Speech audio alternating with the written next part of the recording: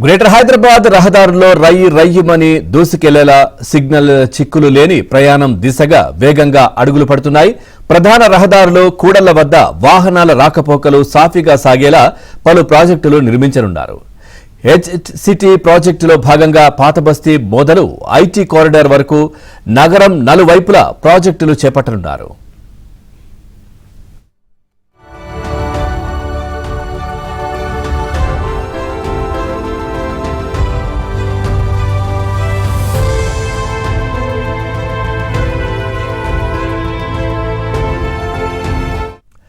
ఇరవై 23 ప్రాంతాల్లో వంతెనలు, అండర్ పాస్లు, road over bridge, road under బ్రిడ్జ్లు, గ్రేడ్ సెపరేట్ల నిర్మాణానికి పురపాలక శాఖ పచ్చజెండా ఊపింది.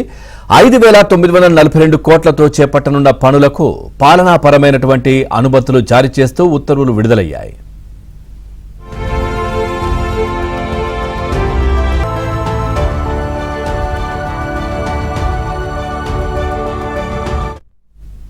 ఆయా పనులకు గత ఏడాది సెప్టెంబర్లో 4,305 కోట్లతో అనుమతి ఇవ్వగా నిర్మాణ సామాగ్రి ఇతరత్ర ధరలు పెరిగిన నేపథ్యంలో అంచనా వ్యయం 5,942 కోట్లకు పెంచుతూ పంపిన ప్రతిపాదనలకు పురపాలక శాఖ ఆమోదం తెలిపింది. 5 ప్యాకేజీల్లో పనులు చేపట్టనున్నారు.